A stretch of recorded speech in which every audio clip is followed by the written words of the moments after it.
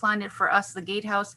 My name is Maria. I'm the executive director of the Gatehouse, and I have a wonderful collection of panelists here with me. Arthur, if you want to just wave at the camera, Arthur Lockhart is the founder of the Gatehouse. I have Stephanie Alves, our women's program coordinator. I have Paula Cordero, our program coordinator for the young adults, the partners program, and the assist suicide intervention training. I have Stefan Hordecki, who is a restorative justice expert in the field of RJ, and he will be talking to us about RJ and some of the work he's done with the Gatehouse. He's been involved with us for many, many years as a volunteer, as a member of the board of directors, and in other capacities. So I'm looking forward to that. And last but never least, Stewart Thompson, who is the host of Personal Transformation, a web radio show host that's been going on since 2014 and has had worldwide attention from survivors across the globe, which is phenomenal that this is all being done through the work of the house. So I want to welcome everyone to the conference. We are the 22 years panel that will be talking about how the Gatehouse got started and how RJ is practiced at the Gatehouse. I wanted to start off with a land acknowledgement. So I wanted to, out of deep respect for the Indigenous peoples of Canada, we, the Gatehouse, acknowledge that we are situated on traditional territories. The territories include the Wendat, the Anishinaabeg Nation, the Haudenosaunee Confederacy, and the Mississaugas of the Credit First Nations. We also recognize the contributions and the enduring presence of all First Nations, Métis, and Inuit people in the rest of Canada and in Ontario. Thank you, everyone. We look forward to interacting with you. I wanted to start off by seeing who's in the room, because again, like I said, this is a new process for us. So I was going to launch a poll, and hopefully I'll do this correctly, to ask what your involvement is with the Gatehouse to get us started. So beautiful. So if everyone who is listening in, if you're on a computer, you'll be able to enter in your response to the poll. You should be able to see it on your screen, everyone. Beautiful. And people are starting to enter in their responses. Thank you so much. I love this. Great. I love it when technology works for us.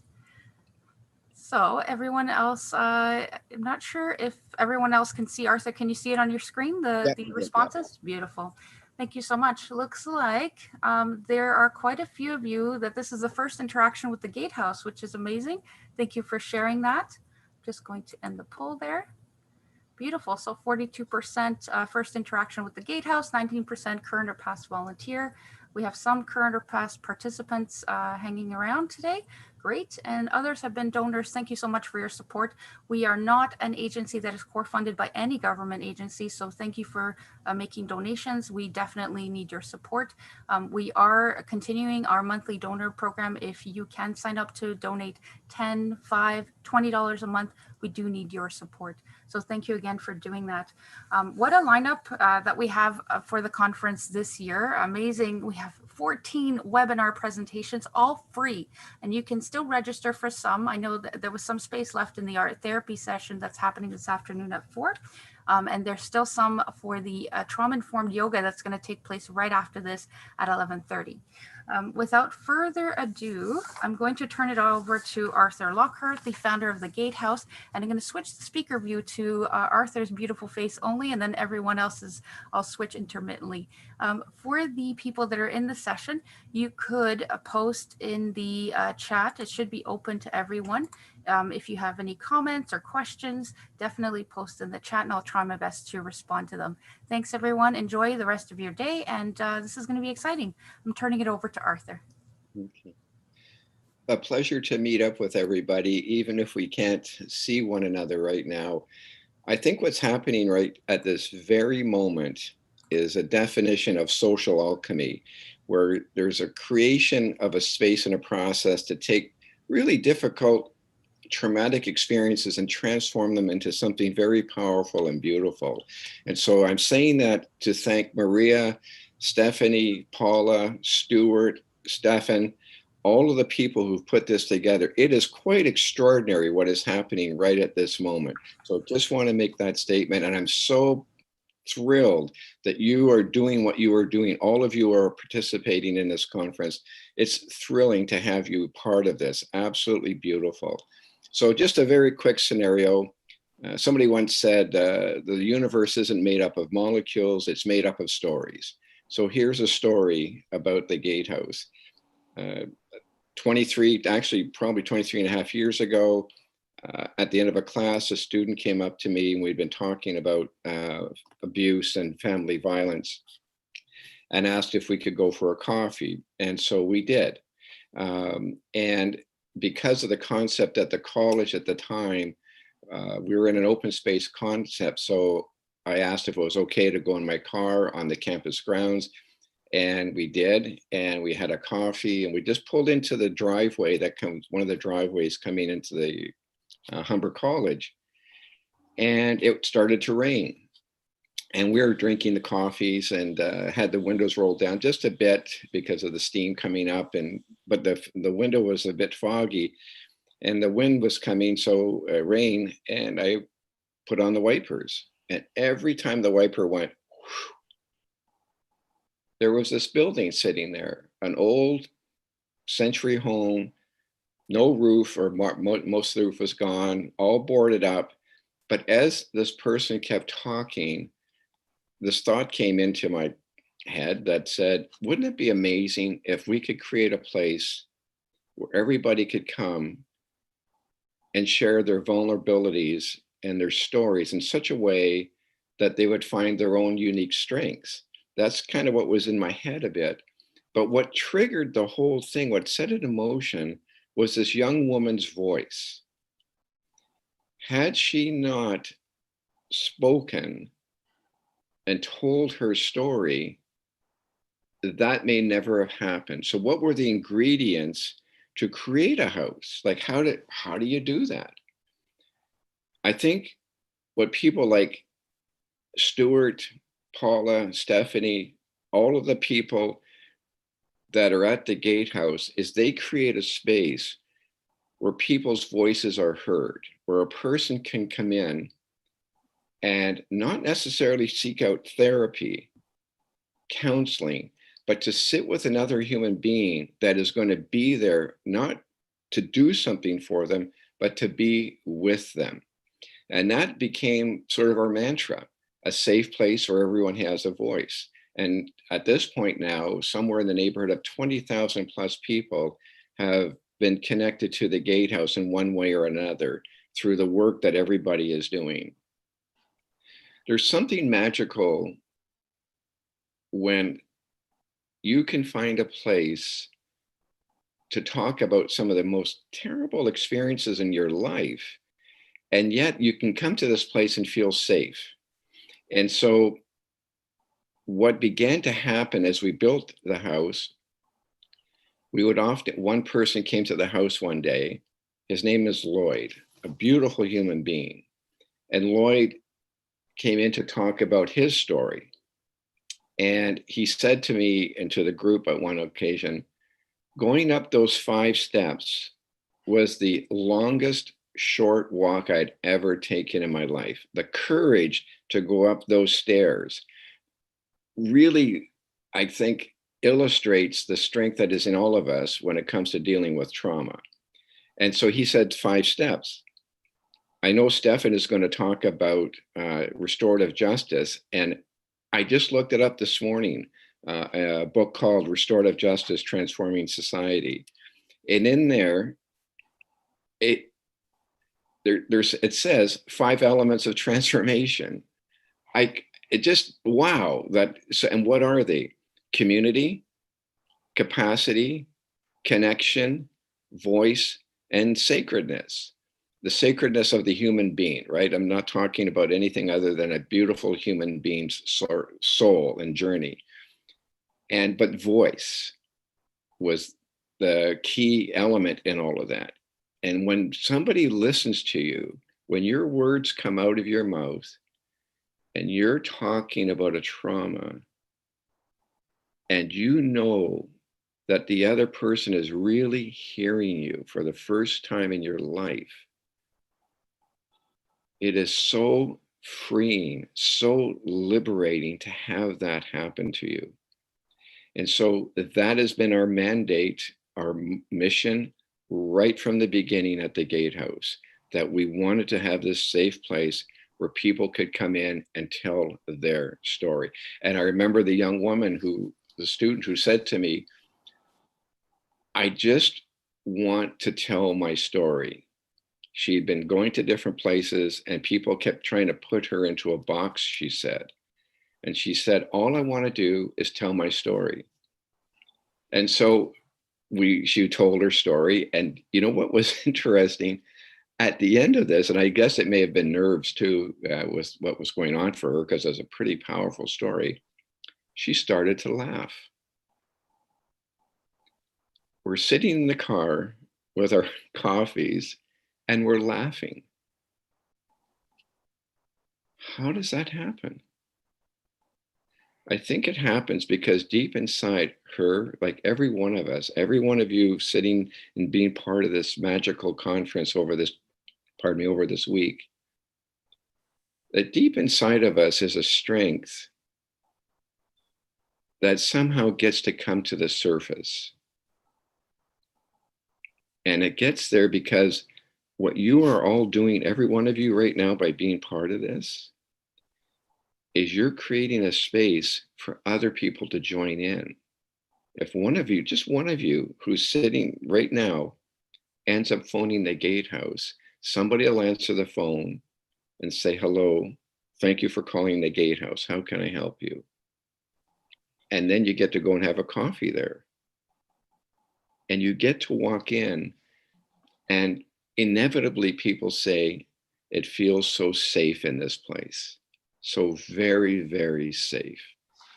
I really invite you to go and take a look at that place.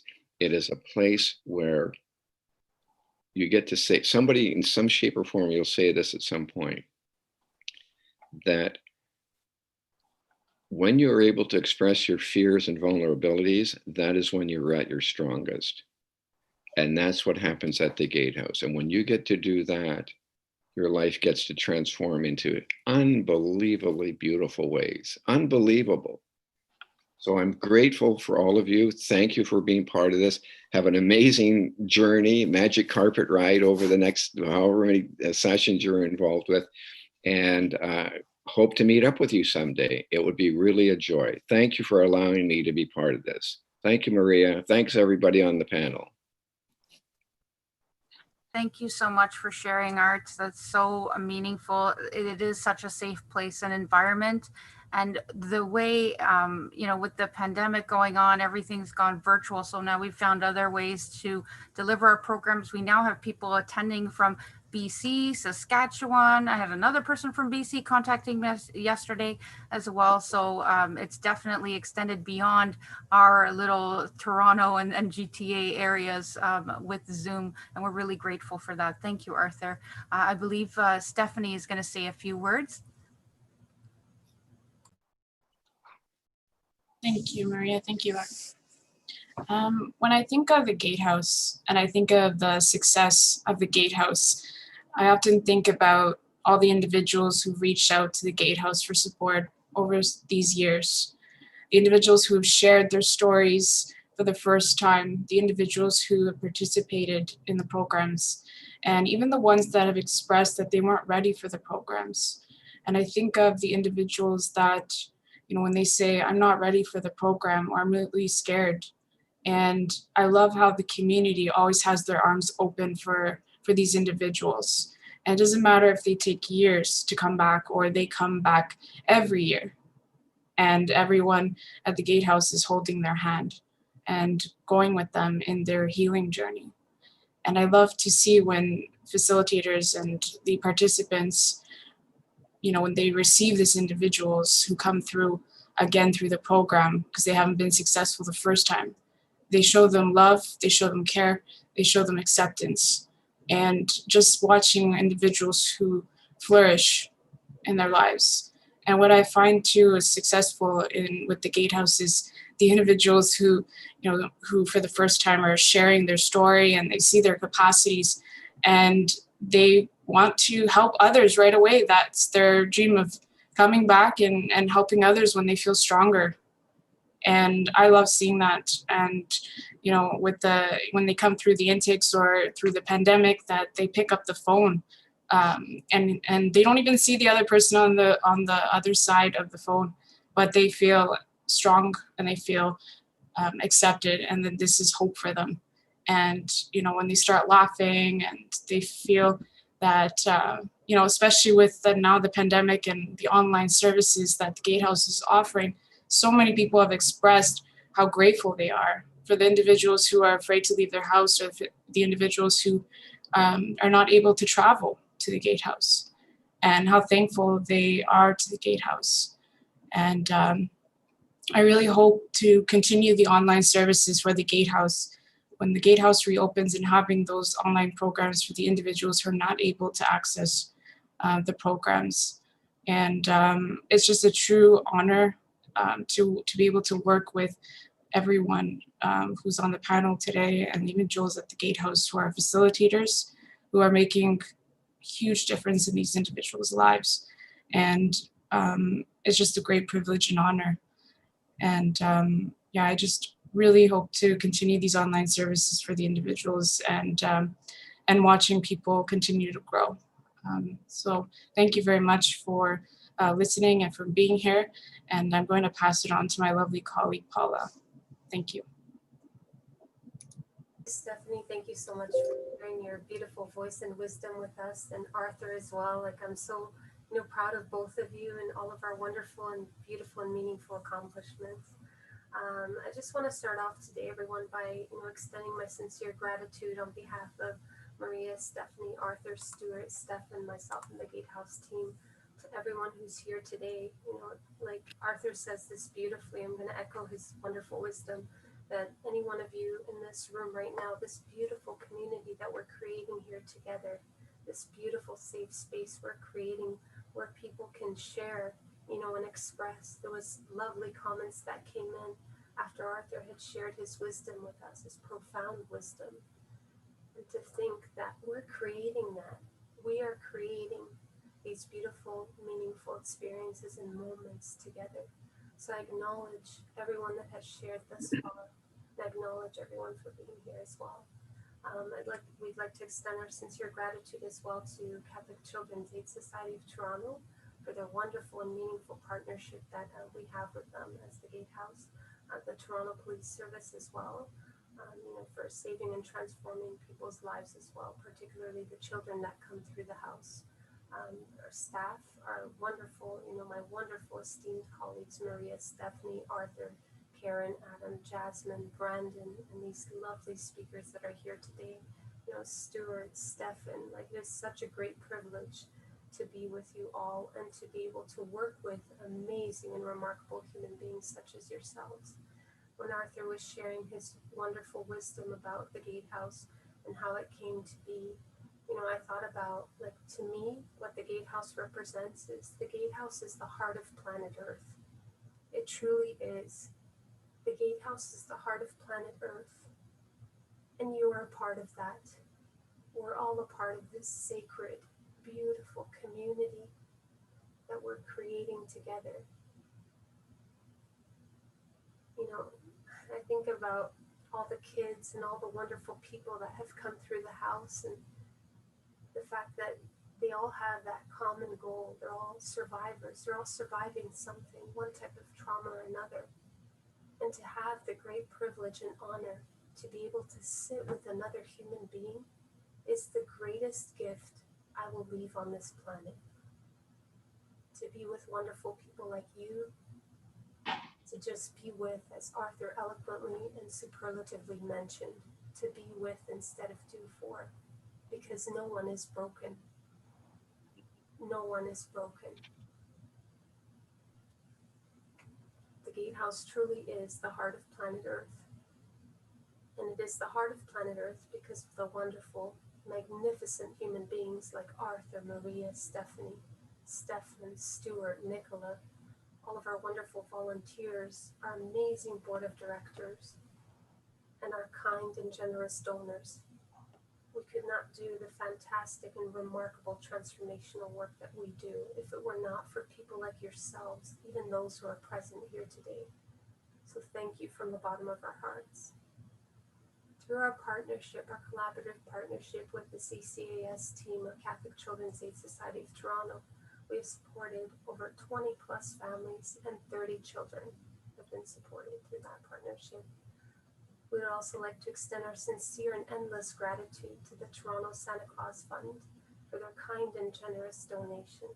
The gift boxes that we'll be receiving this year, over 25 gift boxes we'll be receiving to support the children and families accessing the Gatehouse through CCAST partnership. It is such a great privilege. I'm so grateful to Arthur that day when he introduced me to the Gatehouse, being a former student of his and learning from him his endless profound wisdom. To be with another human being is the greatest gift that I will ever have on this planet. So thank you, Arthur, from the bottom of my heart. Thank you so much for making this possible. Thank you, Maria, for your countless, endless hours and positive energy, and all of you remarkable human beings here today, because you are truly setting the space. You are a beacon of light and hope for the future. So thank you from the bottom of my heart. At this moment, I will be turning it over to my esteemed and magnificent colleague, Stefan Horodecki, who will be talking about restorative justice. And one quick thank you to as well, just before I do that, everyone, to Brad Hutchinson. Yeah. He truly inspired me along my journey. He is this cool dude. I'm telling you, everyone, he's such an amazing person. He does Kung Fu. At one point or another, if you have an opportunity, please do check out his website. It's stepintothecreative.com. He is a transformational, remarkable human being doing amazing things on this planet. Thank you. Thank you, Arthur, for introducing me to the Gatehouse. The Gatehouse truly is the heart of planet Earth, and you make that possible. So thank you. I'll turn it over to my wonderful colleague, Stefan. Thank you, Stefan. Thank you, everyone. Thank you, Paula. Good morning. Thanks for joining me. As you heard, my name is Stefan, and I've been a volunteer with the Gatehouse since 2011 in different capacities as a group facilitator, and I was involved in fundraising, and then I was a director on the board of directors for 6 years with the Gatehouse. I want to start off by thanking those individuals, including Maria, executive director, and facilitators and survivors that helped me create this article I just had published this year. It was published by the RJ for All Publishing, and it has a worldwide distribution. The title of this article is The Gatehouse, a Restorative Justice Peer Support Group Approach to Healing Childhood Sexual Trauma. And I have about 13 or 14 minutes to talk to you about it, so here we go. In the first part of the article, I address two key research questions. Number one, what factors are needed for healing to occur in a restorative peer support group for adult survivors of childhood sexual abuse? And number two, is the Gatehouse Adult Phase 1 Restorative Peer Support Group effective in providing these factors and therefore in providing healing for adult survivors of childhood sexual abuse? And in this paper, the methodology I use is as follows. I interviewed Maria Barcelos, the executive director, as you know, and a number of facilitators of the Phase 1 group program, as well as a number of survivors who graduated from the program. And I did this to determine the major factors needed in a peer support group for healing to occur. As well, these interviewees provided valuable information regarding the effectiveness of the Gatehouse program in addressing these factors. Secondly, I also analyzed the Gatehouse survivors survey, which was done from 2017 to 2020 inclusive, concerning the effectiveness of the Gatehouse group in addressing survivors' needs. 281 survivors were involved in this survey over 4 years. Thirdly, I relied on research studies and literature on restorative justice, on peer support groups, and on childhood sexual abuse as they relate to the key research questions of my study.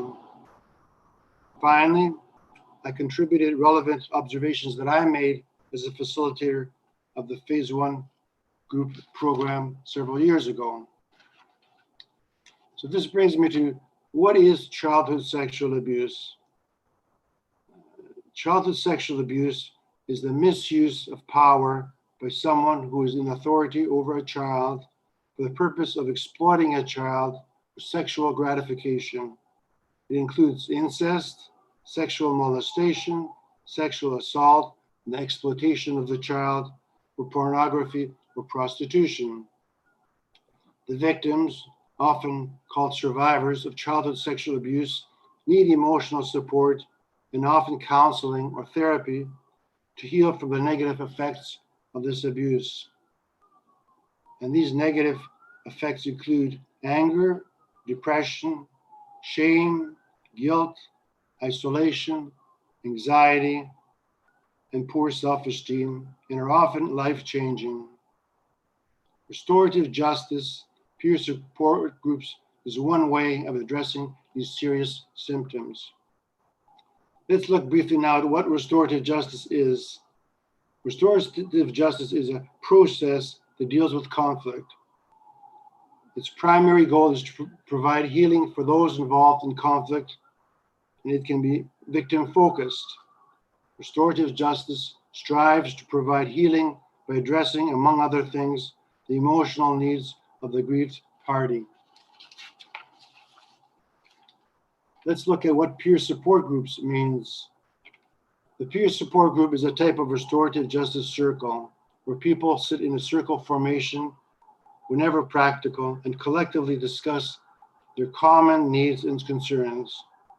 The peer support group circle treats all as equals and promotes speaking, although no one is compelled to speak. It also promotes listening, understanding, and encouragement.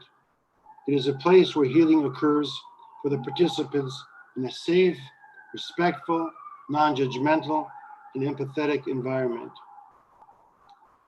This brings me to what, in a nutshell, is the Gatehouse. You've heard a lot about it, but briefly, the Gatehouse is a non-for-profit organization in Toronto that has provided healing for male and female adult survivors of childhood sexual abuse for over 22 years by using, among other things, restorative peer support group programs. This brings me to the pith and substance of my article that I had published. And as I mentioned earlier, two key questions of my article are, what factors are needed for healing to occur in a peer support group for adult survivors of childhood sexual abuse? And secondly, is the Gatehouse Phase 1 Adult Restorative Peer Support Group effective in providing these factors and therefore in providing healing for adult survivors of childhood sexual abuse? Based on interviews with survivors and group facilitators at the Gatehouse and my personal observations as a group facilitator, the most frequently mentioned and most highlighted factor deemed necessary to bring about meaningful healing for survivors in group is addressing the major emotional needs of survivors. Again, the major emotional needs of survivors, very important. In this regard, the needs or values, and they're also restorative justice values, highlighted by the interviewees are emotional safety, empathy, trust, to feel connected to other human beings, and to find their voice. I'll deal very briefly with all these five emotional needs. Firstly, that of feeling emotionally safe in order to meaningfully heal from childhood sexual abuse. A safe place means a welcoming, non-judgmental, and supportive environment. Safety in the group starts with the Gatehouse Phase 1 house rules. Also, the focus in the group is on the healing journey of each group member and is not confrontational. As well, with empathy from the facilitators and group members, trust and connections between participants become stronger, and this contributes to a safer environment. This brings us to the question, do survivors feel emotionally safe in the Gatehouse Peer Support Group. The degree of safety felt by survivors is reflected in the Gatehouse survey questionnaire responses by the group participants. When presented with a statement, quote, "The house and the atmosphere is welcoming and warm," end of quote, 85% responded strongly agree and 12% responded agreeing. Also, when asked to respond to the statement, quote, "I enjoyed coming to the group," end of quote, 76% responded strongly agree and 21% responded agreeing. Based on this survey, it is clear that the vast majority of survivors felt emotionally safe in the group. Looking at the second restorative justice value or need, that of empathy from others, similarly, in addition to the comments made by the Gatehouse survivors and facilitators, research supports the proposition that survivors need to feel empathy in order to meaningfully heal. Research shows that feeling empathy is an integral part of the survivor's healing. Empathy creates a greater sense of connectedness and more harmonious relationships. In an empathetic environment, the survivor feels safer and is more likely to share his or her personal life stories with other group members. And that's an important part of the healing process. To be empathetic is to virtually put yourself emotionally in the survivor's situation. It requires respect, sensitivity, caring, compassion, and even love sometimes. Also, a non-judgmental attitude and patience from the facilitator and the group members. Regarding the effectiveness of the Gatehouse support group to provide a place where the survivor can feel more empathy, the survey results are telling. Group participants were presented with a statement, quote, "I experienced more feelings of love and caring," end of quote. 35% responded strongly agree, and 42% responded agreeing. The Gatehouse survey strongly suggests that survivors feel more empathy by participating in the Gatehouse groups. The third need, that of trust of others, again, a restorative justice value. In addition to the comments made by survivors and facilitators, research also supports the proposition that survivors need to trust others in order to meaningfully heal. Trust is vital since it is the survivor had violently shattered by the perpetrator during the childhood sexual abuse. It is noteworthy that the perpetrator is often someone the victim knows. To trust someone means that you feel you can rely on them and are comfortable in sharing your thoughts and feelings with them. Trusting someone is hard work. It is a process and takes time. The survivor cannot move forward on the healing journey without learning to trust others. Regarding the effectiveness of the Gatehouse program to provide a forum where survivors can experience more trust, the survey results are quite revealing. Participants in the Gatehouse survivor questionnaires were presented with 3 statements that are indicia of more trust. The statements and responses are as follows. Number 1, quote, "I feel safer expressing myself," end of quote. 44% responded strongly agree and 48% responded agreeing. Secondly, quote, "I feel more comfortable asking for help," end of quote. 42% responded strongly agree and 47% responded agreeing. Finally, quote, "I have more positive feelings in my relationships," end of quote. 32% responded strongly agree and 50% responded agreeing. The responses show that trust increased for the majority of survivors as a result of their participation in the group. Fourthly, the need to feel connected to other human beings. Again, a restorative justice value. In addition to the testimony of survivors and facilitators, research also supports this need in order for meaningful healing to occur. This connection is an emotional bond with others, which is achieved when survivors share their life stories and their childhood sexual abuse. In group sessions, these reciprocal relationships develop over time. By sharing their life stories, survivors realize that they are not alone, that others who were also sexually abused as children share these feelings. Being connected is important for survivors. It is difficult to deal with childhood sexual abuse alone. In addition to the human connections made in the group, some survivors maintain their friendships after they complete the program. The importance of making connections in the group is exemplified in the following comments made by group facilitator / survivor and another survivor who completed the phase 1 program. One facilitator / survivor said, quote, "The strong sense of group membership and community empowers participants to acknowledge and move forward in their own healing journey," end of quote. And another survivor stated, quote, "Being a part of the Gatehouse has meant belonging, finally," end of quote. Regarding the effectiveness of the Gatehouse group program to provide a place where survivors can make stronger emotional connections with others, the statistical data presented in the Gatehouse questionnaire is quite clear. When presented with the statement, quote, "I feel more connected to other people," end of quote, 32% responded strongly agree and 53% responded agree. This is a strong indication that survivors become more connected in group. Finally, the fifth need that was often highlighted by survivors and the facilitators is that of the need to find one's voice, and Art very eloquently spoke about that earlier. Again, this is a restorative justice value, and in addition to the comments made by the survivors and facilitators interviewed, there's a significant body of research that supports the proposition that finding one's voice is very important in order for meaningful healing to occur. This voice is the conscious vocalization by survivors of the negative feelings associated with a childhood sexual abuse.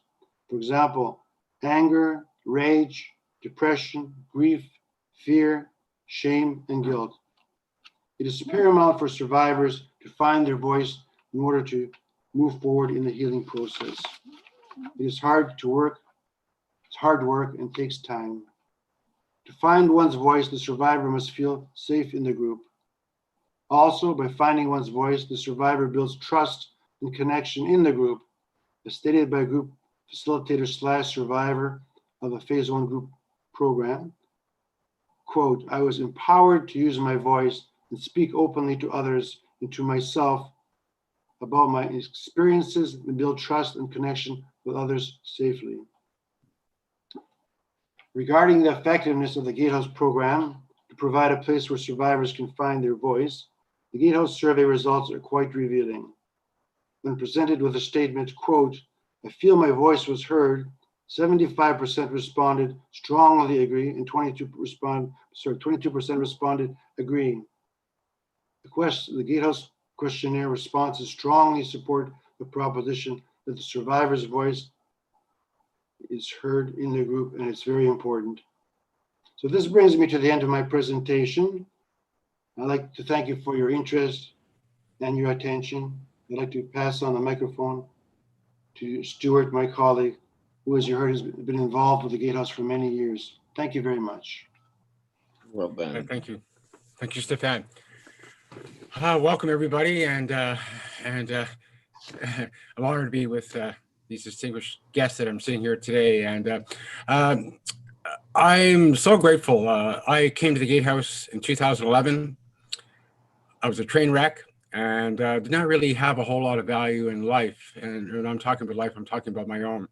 I'm not going to get too into my story. I am going to talk a little bit about it, but I really want to focus more on my personal transformation and my connections that I've made, not just with the Gatehouse, my immediate family, but around the world. And I feel it's very important as we are in unprecedented times right now, and there's a lot of uncertainty what's going on, but please let me share a little bit about my story, and I will continue on about connection and therefore. So my story, as I pointed out, I came to the house in 2011. I was really a bad train wreck. I love reference to Art talking about the stairs going up, and as in reference to Lloyd, and can only too well relate to that, because over my first period of, or when I did my first part of the my first 15 weeks, I should say, were in the phase 1 program for men. You know, I really, that was probably I wanted to be there, but I didn't want to be there, only because, well, Stefan talked about a lot of feelings that we go through, and one of the biggest things I had was trust, and obviously towards men, that was not one of my strong points, and just people in general, not just men but women as well. But going there and going up those steps and sitting there and talking about stuff that really I had tried to talk about it, but was always shut down for talking about it, was just seemed to be like a really an impossible dream come true. To the degree that it was. And here I am sitting at a table in the kitchen. If anybody who's been in the Gatehouse, and actually I encourage you to go to our Gatehouse website and you'll see what I'm talking about. You'll see pictures of the kitchen. It's just a beautiful place to go into. But anyway, our group was held there for the first 15 weeks. And I pay homage to my two facilitators that helped me through that path as well. But the feelings and thoughts that I'm talking about, like trust, for example, were certainly not on my table. And well, I hummed and hawed, and 1 week went by, and then the second week went by, and then the third week went by, and like, wow, what's going on here with me? What's going on with me? Why am I? Somehow I'm making some kind of connection. I'm in a place I don't want to be. I want to be. Now I'm sounding like I'm contradicting, but that's really what my mind was. It was a constant contradiction. Do I want to be here? Or I don't want to be here. Do I want to commit myself to getting past this? That's why I came to the door to begin with. Is I was tired of living like I was living. At that time, I was living out of my vehicle, actually. Most people didn't even realize that. I kept it under quiet. I've talked about it a little bit, but I think I even shared that with Art, and then I've shared it with a few other people since then. But for a few years, I basically lived out of my vehicle. I wanted to isolate. I didn't really want to have any connection. I didn't want to have any connection to anything. So that's how I perceived everything. And to make a long story short, I realized I was really, really wrong. And as the 15 weeks went on, talking about these feelings that Stefan talked about, I began to realize that a lot of it was just my imagination, or lies, as I often put it, that was put to me from my abusers. And I carried it on for all those years into self-destruction, to the point where I just didn't feel like I belonged in any capacity, whether it be with my job, my personal life, my family, as I pushed everything away. The only thing I kept intact was my job, and that was so I could basically eat and supply my addictions. But as time went on, I did the 15 weeks.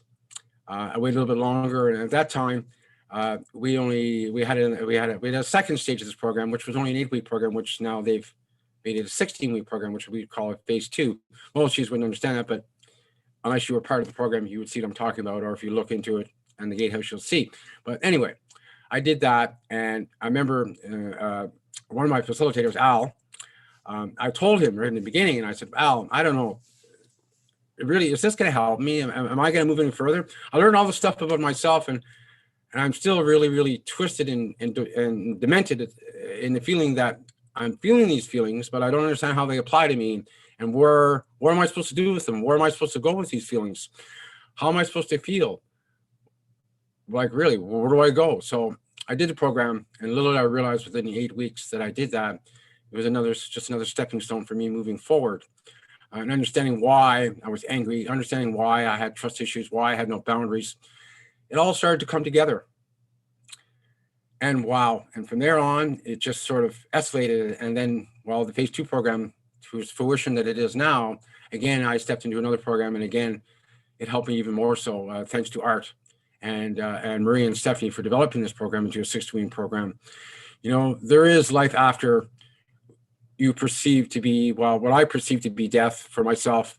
And that was my way of finding it. And yes, it took a while. Healing is linear, obviously. Everybody takes their own time. And I had to find my own time. And I'm a bit of a stubborn old cookie, as I was. So my belief in the system and anything else that went along with it was all total, bollocks. I didn't believe it whatsoever.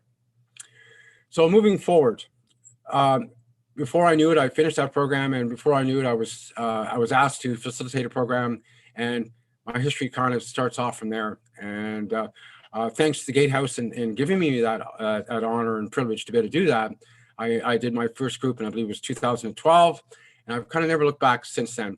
And in that opportunity has given me to obviously to help co-facilitate the phase 2 program. I've been involved in the partners program.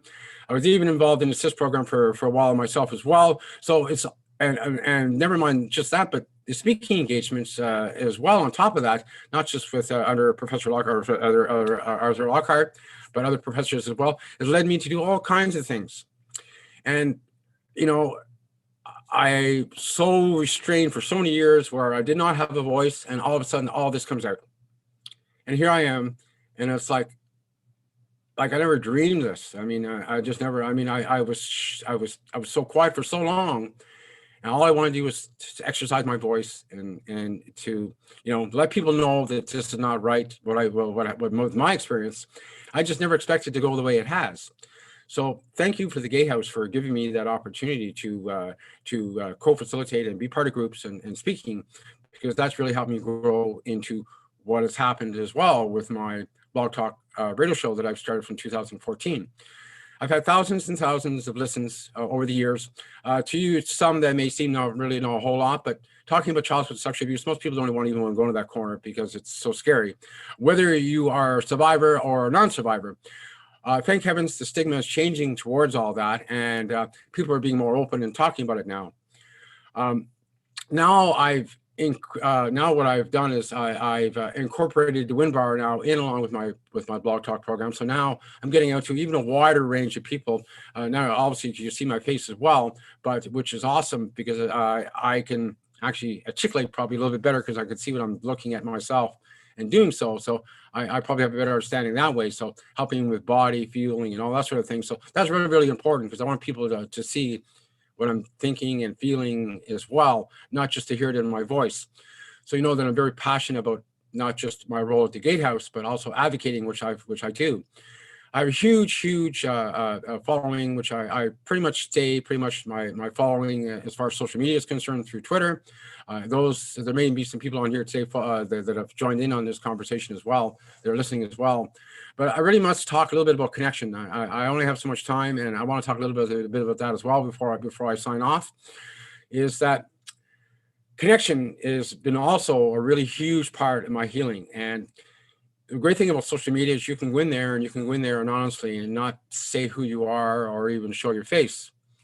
And I went in there basically with a fictitious name. I'm very open about who my name is now, obviously, because I affiliate myself with the Gatehouse. But for the first time, for the first little while, I was not even doing that. I was just a very angry dude saying whatever the hell I wanted to and whatever, and just looking for some kind of response. Maybe somebody could relate, whatever. But that, my friends, has grown into something more than I ever possibly imagined. The connections that I've created throughout this the course of the years, to me, is just personally mind-blowing. The fact, well, let me give you an example. I have some friends over in the UK. I use this as a one prime example because I have many examples I could give you, but I'll use this as an example. I have a friend, Danny and Rosie, and they are peer support facilitators. And they are part in conjunction with the NHS out of Great Britain or England. And myself, I've stayed in close contact, and they deal with basically pretty much the same thing that we do. And they deal with it on a peer level as well. Yes, it's CBT based, it's very similar to ours, and they've got lots of helping hands to make sure everything kind of goes in the right direction. But really, I admire about these two the most is that they're so community focused. Right now, as I pointed out, we are in unprecedented times with COVID, and therefore our limited access. They're in lockdown, just like we are actually right now, along with some other European countries as well. But they are still going out in the community, and they're going out there at night, for example. Knife crime is a big crime, as an example, in the UK right now, like it is here. But it's a really big problem there. And I know that they go out and they do community outreach programs. And I'm always watching to see what they're doing, and just continuously humbled by what they do, how they not just, help people that have, had the same experience that I've had through childhood sexual abuse, but a lot of people that have had that experience are living on the streets and have no place to go, nobody to talk to. When Danny and Rosie go out, they know what's going on. Their lived experience. Not only are they healing practitioners, but they're also lived experience. They know what's going on, and they they add so much to the table in helping others. And what I love about it is they put it on social media so other people can see what they're actually doing. They're not tooting their horn. Well, if they are, it's in a positive way. They're helping a lot of people, under, under, nobody can even see, under the umbrella is what I'm trying to say. No one can see that, but they are. And for that one person that they're helping could make all the difference. That one person that they're talking to, a kid on the street, that adult on the street, that addict has been on the street for years and years, have no one to talk to, even the kid, and they come up and they start talking to them, and, they shine their light from their experience. And, it's, it's humbling beyond belief for me anyway. And I really love sharing this kind of experience, speak with you all here, to realize that connection is so huge. And it has been for me in my personal transformation, allowing me to come here, talk today, not just on behalf of the Gatehouse, but even in my own experience and abroad. It's allowed me so many experiences in connecting to other people, which I never thought possible. So, I believed most of my life that I really didn't have any much purpose. And now I've really realized and understand how wrong I was in thinking that towards myself. And again, this is just false thoughts obviously from my past experiences, but I've self-brainwashed to believe that's where I was. Now, obviously, I don't believe that anymore. And even sometimes I have to remind myself that, but nevertheless, I think I'm well past that. I'm not going to continue on anymore. I really appreciate your time listening to me talk about my story. And I would encourage you that if you haven't reached out to try, there's places like the Gatehouse, there's other places around the world that will offer very similar experience, rather similar help, I should say, like we have. I wish there was more Gatehouses around the world, but there's not, but we're working on it. But I want to thank you folks from the bottom of my heart, and thank you, esteemed colleagues. Brad is not here too. There's one person I keep missing in the photograph because he's been part of my personal growth all these years, and I really want to pay homage to that as well. So thank you, folks. Have a good day, and have a good week, actually, because we have some really, really good guests here that'll help you in any possible way. Have a great day. Thank you. And over to Maria. Thank you. Thank you so much, Stewart. And thank you everyone for being here today. We have a couple of minutes for questions. We're able to take a couple of questions. So if you have a question, if you want to type it into the chat, and I'll just go through some very light housekeeping in just monitoring the chat at the same time. So today, again, we were here with Arthur Lockhart, the founder of the Gatehouse. I'm just going to switch the view back to gallery view so everyone can see everyone on the screen. So Arthur, Stephanie, who is the program coordinator at the women's program at the Gatehouse, Paula, who coordinates a variety of programs, including the child abuse investigation support, the partnership with CCAST, the young adult and the assist suicide intervention training. Stefan, who is a volunteer, has been a volunteer board of directors member for many years.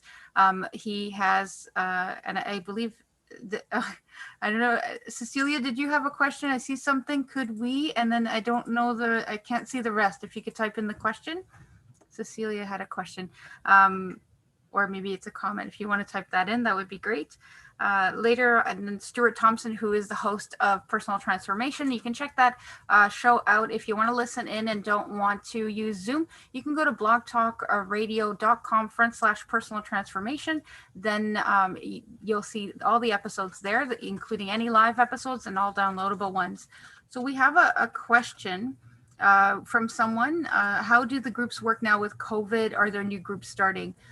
Stephanie, could you respond to that question, and then we'll take on, and then could we help third world countries with this problem? I'll respond to that one. Paul has posted Brad's website. So Stephanie, if you could respond please to the question about how do the groups work now with COVID, and are there new groups starting? Thank you, Maria. For the Gatehouse, so the programs online, they are being conducted very similar as to if they were in person. It's the two facilitators, and you have the individuals who are participating in the program. It's a little bit different than obviously in person. But I feel that based on the facilitators sharing their experiences, that there is still that online connection with one another.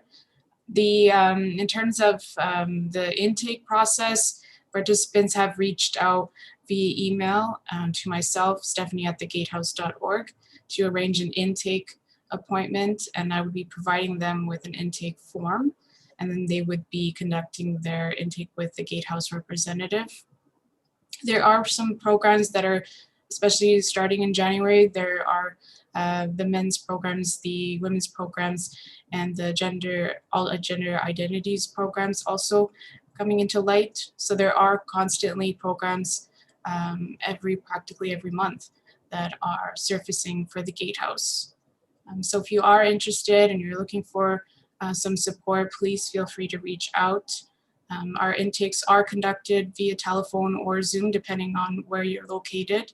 As Maria mentioned before, there is quite a few individuals reaching out province to province. So if you need that help, please do reach out, and we'll be here with you. Thank you. Thank you so much, Stephanie. And there was a comment here from David Raponi Monk. Hi, David. Nice to hear from you. We met a couple of years back. He said, hello, Arthur and Stefan. It's a pleasure to know and work with you both. I'm in awe of how our paths have crossed and continue to connect. Just wanted to share that with you. And Paula's also posted Stephanie's email there. So if anyone's interested, feel free to share the gatehouse.org website. And Stephanie's email is the first point of contact to schedule an intake. All of our programs are available for survivors 18 years and over, and no survivors who have, for example, sexual offending histories, who have a dual history. We do refer them out to other programs. Our programs are specifically for survivors of childhood sexual abuse with non-offending histories.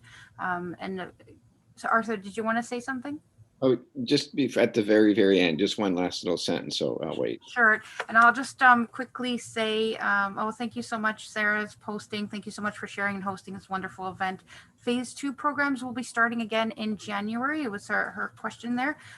Yes, we'll be starting again in January. I know I have a men's group starting December 2nd. I know there are still spaces for the men's phase 1 group. So if we have any male survivors out there watching this who haven't joined the group yet and are interested, reach out to Stephanie to set up an intake appointment. If you've had your intake within the last 6 months, then you don't need to redo an intake. We can just register you in for the program. The question about international other agencies that are helping survivors on the ground. So I'm really happy that Stewart brought up one in the UK. There are others in Nigeria. I know there's a program that was starting up in somewhere in Cape Town, South Africa. There are so many people around the world trying to help survivors. We started a network a few years back called the Gatehouse Network International.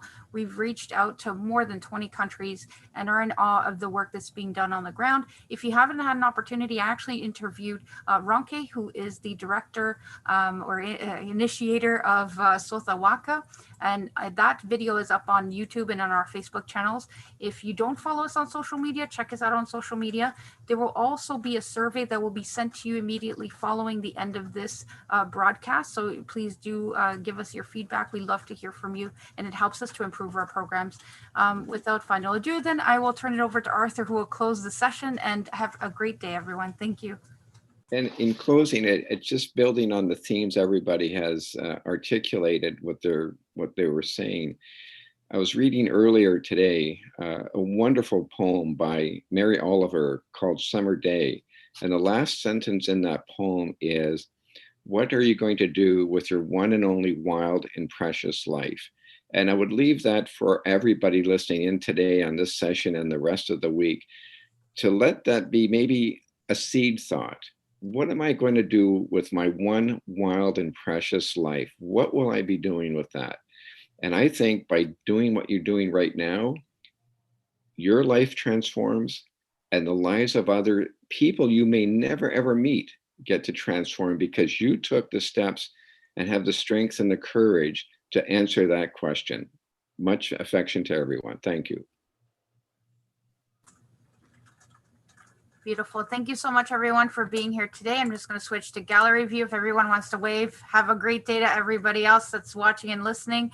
Go live your best life, and join us for yoga at 11:30 if you want to. That's awesome. Thanks, everyone. Have a great day.